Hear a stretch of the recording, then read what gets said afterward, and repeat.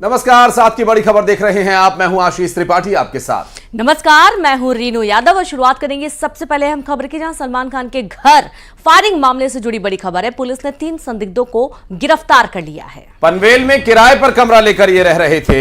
हरिग्राम के एक अपार्टमेंट में आरोपी रह रहे थे। दरअसल तीनों ने अर्पिता के फार्म हाउस पर हमला करने की साजिश रची थी। पनवेल से घटना में इस्तेमाल बाइक खरीदी गई थी और उसी बाइक पर हमलावर सवार होकर पहुंचे थे सलमान खान के घर के बाहर, जो कि बांद्रा स्थित गैलेक्सी अपार्टमेंट में रहते हैं। और वहां घर के बाहर फायरिंग किए जाने की घटना के बाद से लगातार मुंबई क्राइम ब्रांच और पुलिस की संयुक्त कार्रवाई में अब तक जो तथ्य सामने आए हैं उसमें कुछ संदिग्धों को गिरफ्तार किया गया है। पुलिस ने 3 संदिग्धों को गिरफ्तार किया है। पनवेल में किराए पर कमरा लेकर ये आरोपी रह रहे थे। हरिग्राम के एक अपार्टमेंट में रह रहे थे आरोपी। तीनों ने अर्पिता के फार्म हाउस पर हमले की साजिश रची थी। पनवेल से खरीदा गया था घटना में इस्तेमाल बाइक और इसी बाइक पर सवार होकर संदिग्ध आए हुए थे और इन्होंने सलमान खान के गैलेक्सी अपार्टमेंट के बाहर 3 राउंड फायर किए और यहां से फरार हो गए। हालांकि पुलिस ने अब सीसीटीवी के आधार पर यह तस्वीर साझा की है और अब जो शूटर हैं उनकी तलाश की जा रही है। तो सलमान खान केस में बड़ा खुलासा।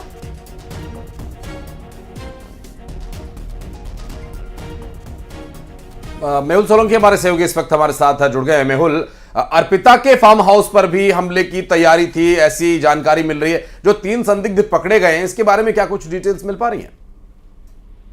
बिल्कुल ही, जो अभी पुलिस ने जैसे बताया कि फिल्म अभिनेता सलमान खान के घर पे जो फायरिंग करने वाले 2 आरोपी थे, उनको ये जो कच्छ का इलाका है माता के मठ, वहां से गिरफ्तार किया गया है। जैसे पुलिस ने बताया कि पश्चिम कच्छ एलसीबी थी और अन्य पुलिस के साथ ये दोनों आरोपी है वो पकड़ लिए गए हैं। और दोनों पुलिस ने जो जानकारी दी है कि एक है विकी गुप्ता जिसकी उम्र 24 साल है और दूसरा है सागर पाल जिसकी उम्र 21 साल है। वो दोनों को पकड़ लिया गया है। अभी वो 2 जो आरोपी है वो फ्लाइट में लेके मुंबई क्राइम ब्रांच लेके अभी निकली है और आगे की जानकारी तभी मिल पाएगी। जी। लेकिन मेहुल, अभी इस पूरे घटनाक्रम में जो 3 लोग गिरफ्तार किए गए हैं, क्या पूछताछ में और खुलासे होने की संभावना है? क्या और भी लोग इसमें शामिल थे? ये बैकएंड के प्लान वाले लोग थे या ये हमलावरों में शामिल हो सकते हैं? बिल्कुल, हाल जो अभी पुलिस ने जो जानकारी दी है तो वो लोकल पुलिस है जो वो ज्यादा कुछ जानकारी नहीं दे पा रहे हैं। लेकिन अभी जो मुंबई क्राइम ब्रांच है वो अभी फ्लाइट में लेके मुंबई के लिए इधर से रवाना हुई है। लेकिन उधर जाके अभी प्रेस कॉन्फ्रेंस। मेहुल, आप रहिएगा हमारे साथ। इस बीच अपने दर्शकों को बता दें एक बड़ी खबर सलमान खान के घर फायरिंग जुड़ी मामले से। एक बड़ी खबर, मुंबई क्राइम ब्रांच ने दोनों आरोपियों को धर दबोचा। इस वक्त की बड़ी खबर, दोनों शूटर्स को गुजरात के भुज से गिरफ्तार कर लिया गया। इस वक्त की बड़ी जानकारी, शूटर विकी गुप्ता और सूरज पाल को गिरफ्तार किया गया। बिहार के पश्चिम चंपारण जिले के रहने वाले हैं दोनों। मुंबई क्राइम ब्रांच दोनों शूटर से अब पूछताछ करेगी। किसके इशारे पर, किसके कहने पर इन लोगों ने फायरिंग की है। और जैसा कि जानकारी मिल पा रही है, अर्पिता के फार्म हाउस पर भी फायरिंग का इनका पूरा प्लान था। और अब जब इन्होंने सलमान खान के गैलेक्सी अपार्टमेंट के बाद फायरिंग की, उसके बाद तेज की गई पूरी कार्रवाई और अब बिहार के चंपारण के रहने वाले दोनों आरोपी गिरफ्तार कर लिए गए हैं। मेहुल हमारे सहयोगी लगातार हमारे साथ मौजूद है। मेहुल, दोनों आरोपी पकड़ लिए गए हैं। अभी इस वक्त की बड़ी खबर, जानकारी ये मिल रही है।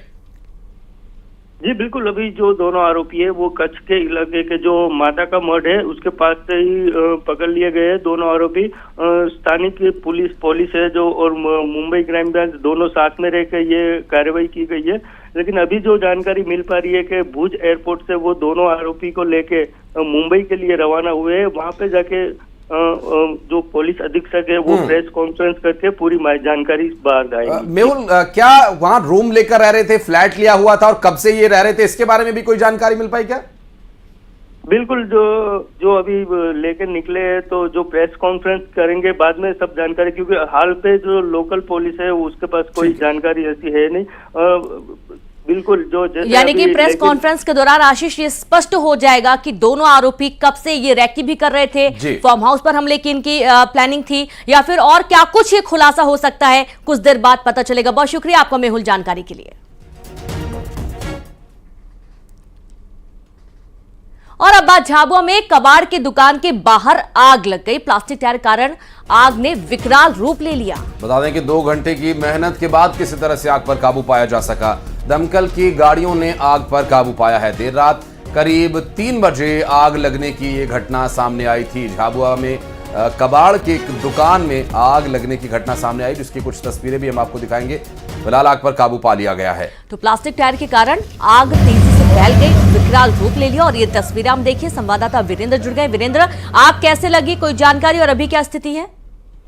देखिए रेणु, शुरुआती जो जानकारी मिल रही है कि किसी नशेड़ी ने रात के अंधेरे का फायदा उठाकर इसको आग लगाने की बात बताई जा रही है। तो हालांकि जैसे ही आग लगी उसके बाद में वहां पर प्लास्टिक का सामान मौजूद था, कुछ टायर रखे हुए थे, उस वजह से लगातार आग बढ़ती गई। फिर जब सूचना दी गई दमकल को, तो मौके पर पहुंचे और काफी करीब 2-2.5 घंटे की मेहनत के बाद में इस आग पर काबू पाया गया। तो फिलहाल यही जानकारी मिल रही कि किसी नशेड़ी ने शायद इसमें आग लगाई होगी और जिससे धीरे धीरे आग बढ़ते बढ़ते बढ़ गई। दूसरी बात यह कि रेणु के झाबुआ शहर में हम देखें तो जो कबाड़ की इस तरह की दुकानें कई जगहों पर संचालित हो रही हैं, जो कभी बड़े हादसे का कारण बन सकती है।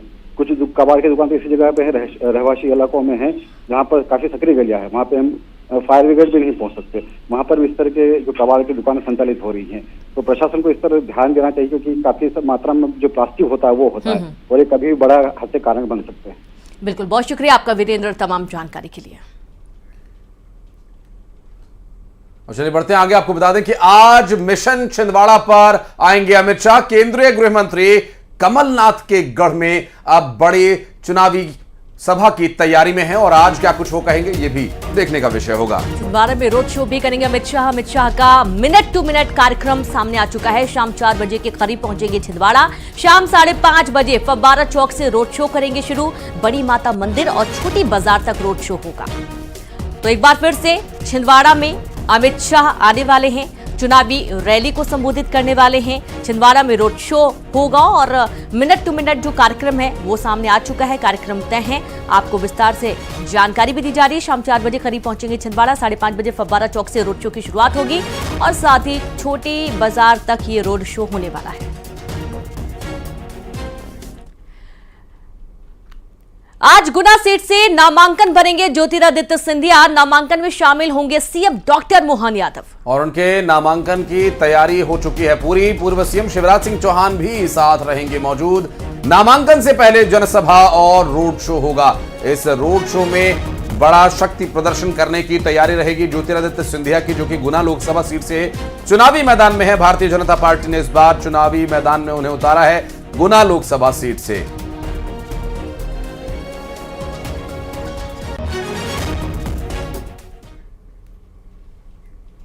और आज कांग्रेस पार्टी के कई प्रत्याशी भी नामांकन भरने की तैयारी में हैं। दरअसल मध्य प्रदेश में राजगढ़ से दिग्विजय सिंह अपना नॉमिनेशन फाइल करने की तैयारी में हैं। ग्वालियर से प्रवीण पाठक भरेंगे नामांकन। छत्तीसगढ़ में भी कांग्रेस प्रत्याशी का नामांकन होगा। कोरबा से कांग्रेस प्रत्याशी ज्योत्सना महंत पर्चा करेंगी दाखिल। तो आज आप देखेंगे कि कई कांग्रेसी प्रत्याशी नामांकन भरेंगे। एमपी में आज राजगढ़ से दिग्विजय सिंह नामांकन दाखिल करेंगे। ग्वालियर से प्रवीण पाठक अपना पर्चा भरेंगे। छत्तीसगढ़ में भी कांग्रेस प्रत्याशी का नामांकन होना है, जहां कोरबा से कांग्रेस प्रत्याशी ज्योत्सना महंत पर्चा दाखिल करने वाली है।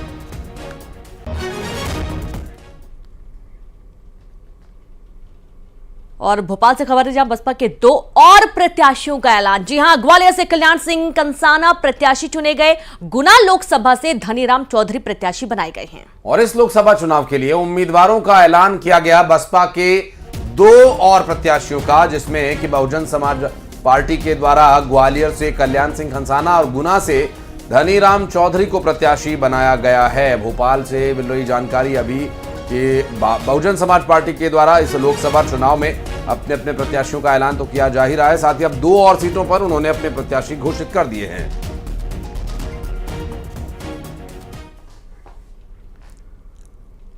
और रायपुर में बीजेपी की नामांकन रैली का आयोजन होना है, जिसमें सीएम विष्णुदेव साय, दोनों डिप्टी सीएम समेत शामिल होंगे। तो वहीं छत्तीसगढ़ बीजेपी के तमाम बड़े नेता इस दौरान नजर आने वाले हैं। रैली को संबोधित करते हुए सीएम विष्णुदेव साय ने कांग्रेस और पूर्व सीएम भूपेश बघेल पर जमकर निशाना साधा। खबर रायपुर से, जहां बीजेपी के नामांकन रैली का आयोजन होगा और सीएम विष्णुदेव साय, दोनों डिप्टी सीएम समेत छत्तीसगढ़ बीजेपी के तमाम बड़े नेता इस दौरान नजर आएंगे। आप मन से यही आग्रह है कि अभी के जो लोकसभा चुनाव है बड़ा महत्वपूर्ण चुनाव है। हमारे देश के यशस्वी प्रधानमंत्री श्री नरेंद्र मोदी जी ला तीसरी बार प्रधानमंत्री बनाए के चुनाव है। आप सब तैयार हो ना? नरेंद्र मोदी जी ला तीसरी बार प्रधानमंत्री बनाना है ना? हमारे नरेंद्र मोदी जी 10 साल तक रात और दिन 24 घंटा में 18 घंटा हमारे देश के 140 करोड़ भारतवासी मन के चिंता करते हैं, करीन हैं। गांव, गरीब, किसान, मजदूर सबके चिंता और सबका साथ, सबका विकास, सबका विश्वास और सबका प्रयास इला मूल मंत्र मानते हुए काम करीन है। आगे वो मला तीसरी बार प्रधानमंत्री बनाना है। न्यूज 18 एमपी छत्तीसगढ़ के दर्शकों के लिए शानदार मौका है। देश प्रदेश दुनिया की हर खबर देखने के साथ ही आप शानदार इनाम भी जीत सकते हैं। और इसके लिए आपको न्यूज 18 देखते हुए इसके पहचान कौन कॉन्टेस्ट के आसान से सवाल का जवाब देना है और आप जीत सकते हैं शानदार उपहार। सुबह 7 से 9, दोपहर 12 से 2 और शाम 7 से 9 बजे का वक्त आप दर्शकों के लिए होगा बेहद खास, जब न्यूज 18 मध्य प्रदेश छत्तीसगढ़ पर खबर भी मिलेगी और इनाम भी एक साथ। न्यूज 18 पहचान कौन कॉन्टेस्ट में हिस्सा लीजिए और इन समयों पर दिखाई जा रही खबरों के बीच पूछे गए आसान से सवालों का जवाब दीजिए। सही जवाब जिताएगा शानदार इनाम। रजिस्टर करने के लिए QR कोड स्कैन करें या इस नंबर पर मिस कॉल दें। खबर देखिए, इनाम जीतिए, सिर्फ न्यूज 18 मध्य प्रदेश छत्तीसगढ़ पर। और अब आज का सवाल पहचान कौन कॉन्टेस्ट में दरअसल एक तस्वीर हम आपको दिखाएंगे। आपको पहचानना है कि देश प्रदेश में इन्हें राजमाता के नाम से पहचाना जाता है। आखिर ये कौन है? बहुत सफल नेता रही हैं और देश प्रदेश में इन्हें राजमाता के नाम से जाना जाता है। और आप इन्हें अगर पहचानते हैं तो QR कोड स्कैन करिए या फिर आप नंबर पर मिस्ड कॉल करके भी आंसर कर सकते हैं।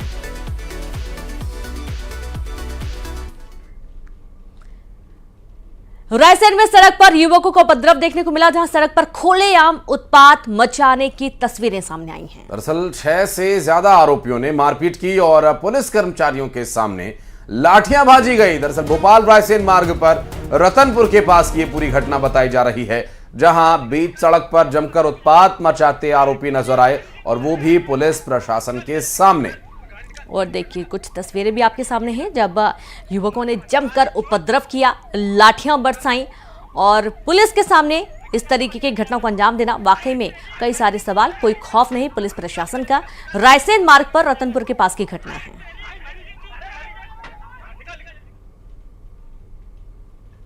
और भोपाल के गांधी मेडिकल कॉलेज के माहौल को लेकर एक चिट्ठी सामने आई है और इसमें मेडिकल कॉलेज के माहौल को टॉक्सिक बताते हुए 31 मई 2024 को ग्रुप सुसाइड की बात कही गई है। चौंकाने वाली ये बात, जहां चिट्ठी में एड्रेस की जगह the 5 resident of toxins hub Gandhi medical college Hamidia hospital लिखा है। चिट्ठी federation of all India medical association FAIMA नई दिल्ली के अध्यक्ष को संबोधित करते हुए लिखी गई है। हालांकि इसमें किसी भी रेजिडेंस डॉक्टर के नाम का जिक्र नहीं है। इसके चलते चिट्ठी की विश्वसनीयता पर भी सवाल उठ रहे हैं। और इधर पूरा लेटर सामने आने के बाद GMC के डीन डॉक्टर सैलिल भार्गव ने जूनियर डॉक्टर एसोसिएशन की मीटिंग बुलाई है। प्रकार से पत्र के माध्यम से हमें अवगत हुआ है कि जूनियर डॉक्टर्स को किस प्रकार से 24 घंटे से 36 घंटे तक लगातार काम कराया जा रहा है। उन्हें काम कराने के बावजूद कामचोर और अन्य शब्दों से उन्हें डराया जाता है, धमकाया जाता है। 3rd ईयर में फेल करने की धमकी दी जाती है एवं साथ ही साथ जो सीनियर कंसल्टेंट्स के द्वारा अपशब्द कहे जाते हैं वो बिल्कुल भी सहनीय नहीं है। और जिस प्रकार का रवैया पूर्व में टॉक्सिक कल्चर वाला था, वह टॉक्सिक कल्चर फिर से इन पत्रों के माध्यम से हमें पता चला है। पावन चैत्र नवरात्रि की आज अष्टमी है। देवी मंदिरों में माता के 8वें स्वरूप महागौरी की पूजा हो रही है। सतना के मैहर में त्रिकूट पर्वत पर स्थित मां शारदा भवानी की सुबह महागौरी रूप में श्रृंगार और भव्य आरती की गई। माता के दर्शन के लिए भक्तों का जमावड़ा यूं तो हर साल ही लगा रहता है, लेकिन आज की विशेष महिमा है। अष्टमी तिथि के दिन माता के दर्शन के लिए, हवन पूजन के लिए श्रद्धालु काफी संख्या में वहां पर पहुंच रहे हैं। और आज चैत्र नवरात्रि का 8वां दिन है। मां के मंदिर में श्रद्धालुगण पहुंचे और ये सुबह की तस्वीर हम आपको दिखा रहे हैं, जब मां की महागौरी स्वरूप में श्रृंगार किया गया और यहाँ आरती की गई। तो आप ये देखिए कि मां शारदा के दरबार में सुबह से ही भक्तों का तांता लगा रहता है और दूर दूर से भक्त यहाँ पर दर्शन करने के लिए पहुंचते हैं। आज महागौरी रूप में श्रृंगार किया गया है मां शारदा का। तो वहीं आज अष्टमी है, कन्या भोज भी कराया जा रहा है। तमाम मंदिरों में पूजा पाठ का दौर शुरू है, लोग पहुंचते हैं और आज अष्टमी है तो अठवाइन चढ़ाई जाती है, माता को भोग अर्पित किया जाता है और दिन बहुत ही खास है। हवन पूजन लगातार मंदिरों में किया जा रहा है। और बात करेंगे हमारे सहयोगी वासु चौरे भोपाल से और मुंगेली से प्रशांत इस वक्त जुड़े हुए हैं। वासु, पहले आपके पास आते हैं। आज अष्टमी तिथि है चैत्र नवरात्रि की। कई जगह अष्टमी तिथि का पूजन करके, माता की पूजा करके नवरात्रों का समापन होता है और कई जगह नवमी का पूजन होता है। तो आज भी श्रद्धालु मंदिर में जा रहे हैं, दर्शन पूजन कर रहे हैं। क्या कुछ है भोपाल में माहौल? निश्चित तौर पर देखिए आज महाअष्टमी है और आज माँ जगदम्बा दुर्गा देवी की बहुत विशेष पूजन जो है वो की जाती है। भक्त सुबह से ही मंदिरों में पहुंचने लगते हैं और माता का विशेष श्रृंगार जो है वो आज किया जाता है। भोपाल में भी आप देख सकते हैं जो मंदिर है वहाँ पर सुबह से ही अष्टमी को लेकर जो तैयारियाँ हैं वो शुरू हो चुकी हैं। माँ दुर्गा का जो श्रृंगार है वो किया जा रहा है, उन्हें फूल माला और सभी तरीके के जो श्रृंगार होते हैं वो अर्पित किए जा रहे हैं। और आज के दिन जो पूजा पाठ होती है उसका कहीं ना कहीं अपने आप में विशेष महत्व होता है। और बिल्कुल ठीक कहा आपने, आज कई जगहों पर कन्या भोजन का, भंडारे का भी आयोजन होता है। महाअष्टमी की जो पूजा है वो की जाती है और फिर कल दूसरे दिन नवमी का दिन है और नवमी को भी माता की विशेष पूजा जो है वो की जाती है। अब से कुछ ही देर में जो लगभग भक्तों का पहुंचने का जो तांता है वो यहाँ पर लग जाएगा और इसके लिए पहले ही जो तमाम सारी तैयारियां हैं मंदिर में पूजन पाठ को लेकर वो कहीं ना कहीं सुनिश्चित करने का जो काम है वो किया जा रहा है। और जो मंदिर के पुजारी हैं हम उनसे भी बात करेंगे और उनसे समझने की कोशिश करेंगे कि किस तरह से आज के दिन जो है वो पूजा पाठ की जाती है और क्या आज के दिन का पंडित जी महत्व रहता है। आज के दिन जो है तो माँ काली की पूजा की जाती है और विशेष करके जो है तो हर मंदिरों में महाआरती का जो है तो आयोजन भी रखा जाता है। हर मंदिरों में महाआरती का आयोजन रखा जाता है। सुबह से जो है तो सभी भक्त जो है तो माता की विशेष पूजा करते हैं। आज की गई पूजा की सिद्धि प्राप्त होती है, सभी मनोकामनाएं पूर्ण हो जाती हैं। आज कौन से स्वरूप की माँ की पूजा की जाती है? माँ कात्यायनी की पूजा, माँ कालिका की पूजा की जाती है। तो देखिए आज के दिन का पूजन का विशेष महत्व होता है और पंडित जी ने खास बात भी बताई कि आज जिस तरीके से जो पूजा की जाती है उससे सिद्धि की भी प्राप्ति होती है। तो अलग अलग तरीके से मां भगवती का आह्वान जो है वो आज किया जाएगा। जी बिल्कुल, प्रशांत भी हमारे साथ जुड़े मुंगेली से। मुंगेली में प्रशांत, किस तरीके की तस्वीर, चूंकि आज अष्टमी है और आज मंदिरों में कन्या भोज का आयोजन होता है, भंडारे का कई लोग आयोजन करते हैं, तो किस तरीके का प्रशांत माहौल दिख रहा है? ये निश्चित रूप से शक्ति की आराधना का पर्व, चैत्र नवरात्र का आज महाअष्टमी पर्व है। महाअष्टमी पर इस समय हम मौजूद है मुंगेली जिले के प्रमुख आस्था के केंद्र महामाया मंदिर में, जहां आप देख सकते हैं कि सुबह से श्रद्धालुओं की भीड़ है और माता की जयकारे यहाँ गूंज रहे हैं। और आज महाअष्टमी पर विशेष आयोजन यहाँ किए जाएंगे, भंडारे के आयोजन किए जाएंगे, विभिन्न धार्मिक आयोजन किए जाएंगे। इसके साथ ही मैं बता दूं कि यहाँ मनोकामना की ज्योति कलश भी जलाए गए हैं। मंदिर के सेवक हमारे साथ हैं, उनसे जानना चाहेंगे किस तरह के आयोजन होंगे और किस तरह लोगों की आस्था इस मंदिर से जुड़ी हुई है। कुमारपाड़ा का यह मंदिर मध्य में है, नगर के मध्य में है और यहाँ बहुत आस्था जुड़ा हुआ है लोगों के साथ में। और यहाँ पर लोग आते हैं और श्रद्धा से अपना काम करते हैं और जो भी वो होता है जी बताएंगे। श्रद्धालु भी हमारे साथ हैं, उनसे जानना चाहेंगे कब से आप लोग यहाँ आ रहे हैं और किस तरह की आस्था माता रानी से है, किस तरह मनोकामनाएं पूरी होती है।